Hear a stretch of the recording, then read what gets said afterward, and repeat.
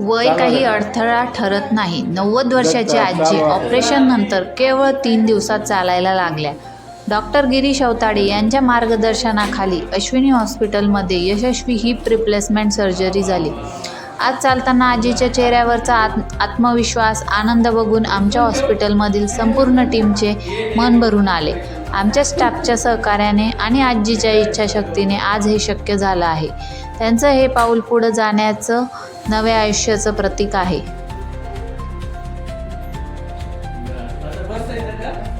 तिकडे घसरून घे, फिरून घे असा. नाही, त्यांना विचारा चालायची की नाही ते.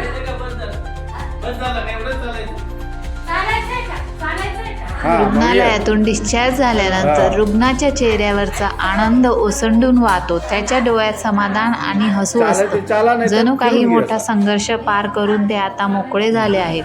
आजारीपणातून बरे झाल्याची जाणीव त्यांना उत्साही बनवते. नातेवाईकांची प्रतिक्रिया सुद्धा अतिशय भावनिक आणि आनंददायक असते. काही जणांच्या डोळ्यातून आनंदाश्रू येतात, कुणी रुग्णाला मिठी मारतो, तर काही जण डॉक्टर व रुग्णालय कर्मचाऱ्यांचे आभार मानतात. संपूर्ण वातावरण समाधान, कृतज्ञता आणि आनंदाचं गारुड पसरलेलं असतं. आम्ही हॉस्पिटलमध्ये आणताना रडत आलेली होती आजी. आज इथून निघताना हसत चाललेली, त्याचा आम्हाला सगळं कुटुंबियांना इतका आनंद होतो काही सांगू शकत नाही आम्ही. काय झालं होतं? कसलं ऑपरेशन होतं ते? आजी पडली होती, खुब्याचं ऑपरेशन झालं आणि बॉल गेलेला होता. तर आम्ही खूप ठिकाणी चौकशी केली, पण आम्हाला अवताडे सगळ्यांचं नाव सुचवलं.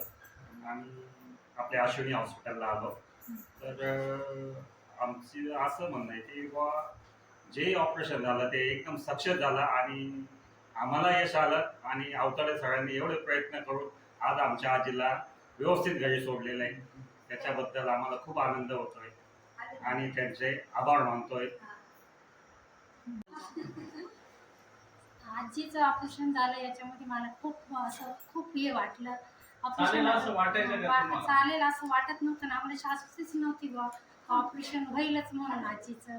कारण डॉक्टर बोलले होते ना ऑपरेशनमध्ये किंवा कुठला काहीतरी धोका होईल, पण त्यांनी एवढा प्रयत्न करून आमच्या आजीला खूप वाचवलं.